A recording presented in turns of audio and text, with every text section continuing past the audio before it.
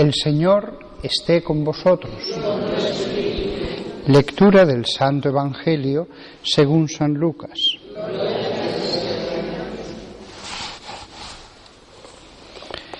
Por entonces subió Jesús a la montaña a orar y pasó la noche orando a Dios. Cuando se hizo de día, llamó a sus discípulos, escogió a 12 de ellos y los nombró apóstoles. Simón, al que puso por nombre Pedro, y Andrés, su hermano Santiago, Juan, Felipe, Bartolomé, Mateo, Tomás, Santiago Alfeo, Simón, apodado el Celotes, Judas, el de Santiago, y Judas Iscariote, que fue el traidor.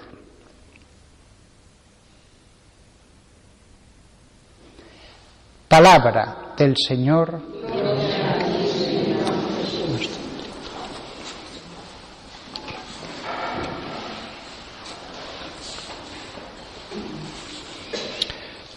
Hoy que celebramos la solemnidad de los santos Simón y Judas Tadeo, apóstoles, pues me ha parecido bien que reflexionáramos sobre lo que era ser apóstol.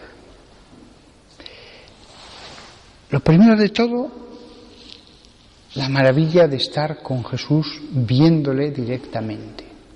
Eso sí que es algo completamente único. Poderle hacer las preguntas que uno quiera y recibir la respuesta.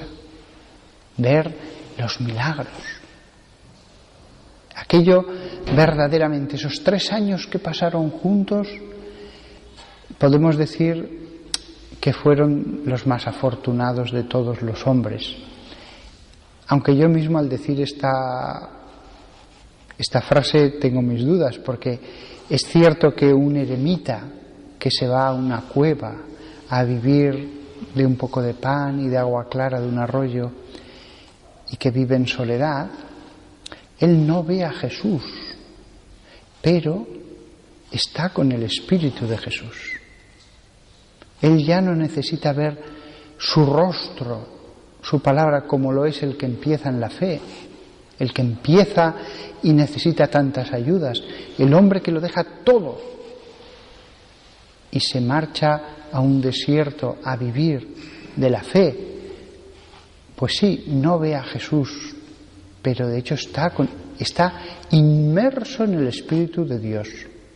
Y a juzgar por la evolución que vamos viendo en los evangelios de estos 12 hombres, podríamos decir que ese hombre, ese eremita, está más sumergido en Dios que aquellos 12 que le veían y le escuchaban y veían su poder. Con lo cual, la expresión los más afortunados, en cierto modo sí.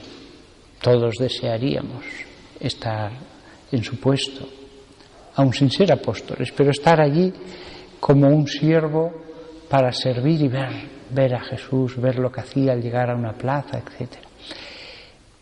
Pero por otro lado, insisto, si nos queremos sumergir en Dios, podemos hacerlo. Podemos hacerlo. Después que ellos fueron enseñados de un modo completamente único, ya no voy a decir el mejor modo, porque Dios puede ser generoso con quien quiere, por los medios que Él quiere, pero después de que ellos tuvieron esa misión única, después estuvieron evangelizando en Israel y se reunían entre los apóstoles.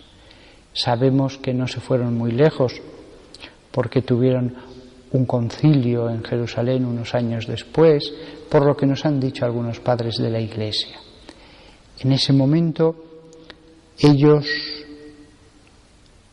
construyeron la Iglesia todos juntos. Se podían ir por allí, unos a la Galilea, otros podrían ir a las ciudades de la costa, otros se podían ir a un poco más al sur, pero al final se reunían todos de nuevo, porque como que Dios quería que la Iglesia fuera construida a través del diálogo, del contacto entre los 12.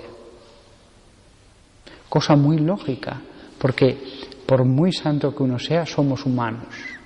Y Dios no quería al principio que cada uno se fuera en una dirección y que hiciera su obra con sus ideas. ¿Qué ideó Dios? Que estuvieran juntos, que hablaran, que cada vez que surgieran cuestiones acerca de los mandamientos de Dios, acerca de los sacramentos, acerca de la Iglesia, de la fe, se reunieran, oraran juntos, invocaran el Espíritu Santo y a través del diálogo con todos fueran construyendo esa Iglesia. La Iglesia, no la de cada uno. Y después de años así, no sabemos cuántos, San Eusebio de Cesarea dice que fueron 7, probablemente fue algo así. Después sí que se dispersaron, pero en ese tiempo ellos habían aprendido a tener una base común, a enseñar lo mismo, a tener los mismos sacramentos, la misma fe. Y entonces, cuando eso ya se había consolidado, entonces sí, ya se van cada uno en una dirección, extendiendo la Iglesia, la fe en Jesús.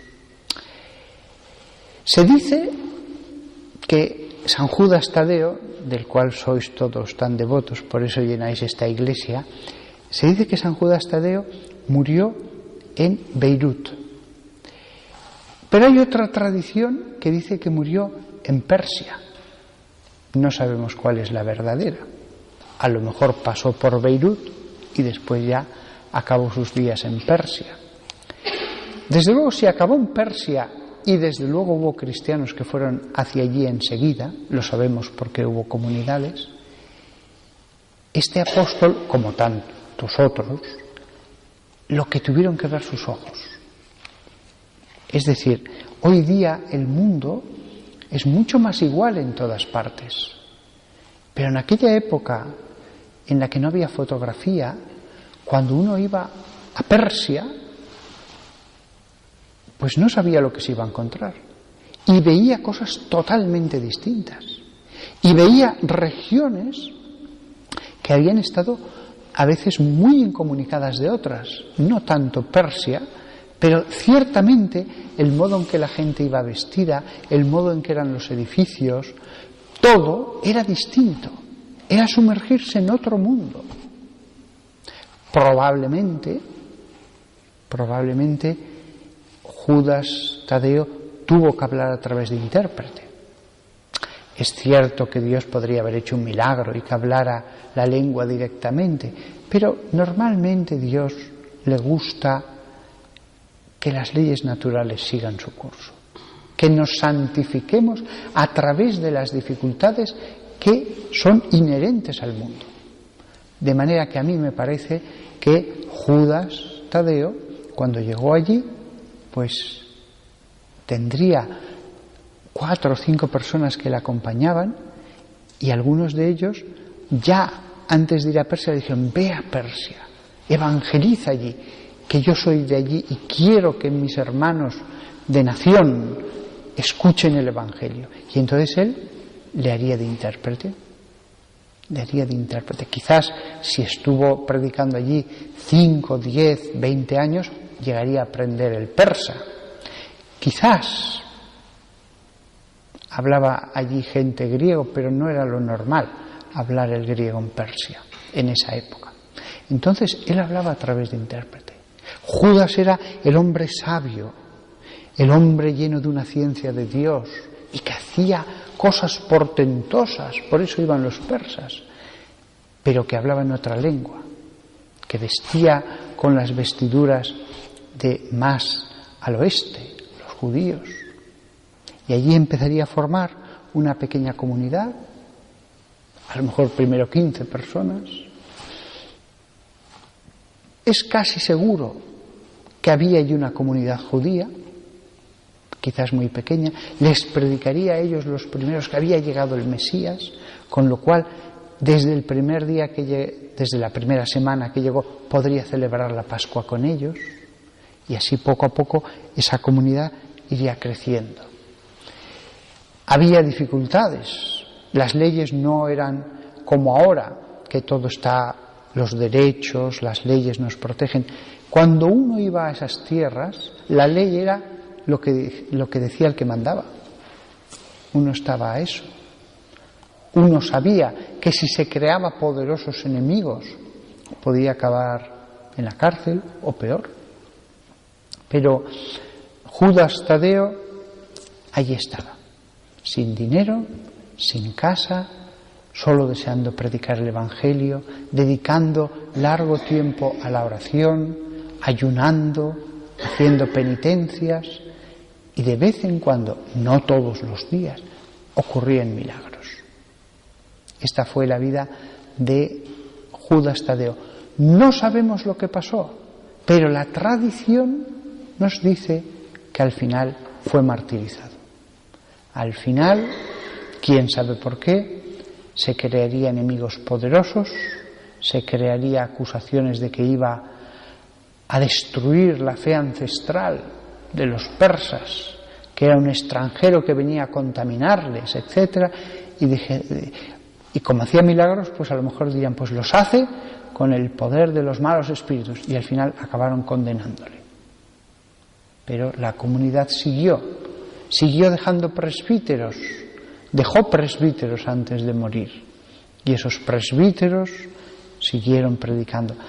Como él sabía que era el único que estaba allí y que si lo mataban se acababa la iglesia, no solo presbíteros, dejaría a lo mejor un obispo o dos, para que si le pasaba algo, ellos ya estaban suficientemente formados, suficientemente maduros para continuar la iglesia. Y por eso, en Persia, que es la actual Irán, y también Irak, ha habido comunidades cristianas desde aquella época. Incluso cuando la fe musulmana se extendió por esas tierras, siguieron quedando comunidades cristianas que venían de antes. Se ha dicho de paso, comunidades católicas. Los cristianos que hay en todas esas tierras, prácticamente todos, son católicos, con ritos distintos para la misa, porque llevaban incomunicados más de 1000 años de aquí, con lo cual la misa fue evolucionando de un modo distinto. Pero es la misa católica, con su consagración, con su lectura de la palabra de Dios, etcétera, etcétera, etcétera, con muchas cosas parecidísimas. Increíble que haya pasado tanto tiempo y hayamos estado incomunicados y que la liturgia haya evolucionado, y sin embargo, qué parecida es la misa. La misa. Nada más, que todos nosotros tengamos devoción a este Judas, que representado aquí como está en una talla, no nos hacemos ni idea lo apasionante que fue su vida. Lo apasionante que fue su vida, las cosas que vio, las aventuras que vivió, la cantidad de kilómetros que anduvo a pie y a veces en camello, a veces en burro, y que él es uno de los constructores de la Iglesia, uno de los fundamentos de la Iglesia. Si estamos aquí hoy reunidos, este grupo de cristianos, es porque 12 hombres hace 2000 años partieron cada uno en una dirección y la construyeron. Por eso hacéis muy bien en pedir su intercesión. Él os escuchará, no lo dudéis, Él es amigo de Jesús y Jesús está deseando a través de Él conceder las cosas que le piden, que le pidáis, sometido por supuesto a sus planes, a su voluntad, pero pedid y se os dará. Dios está deseando dar.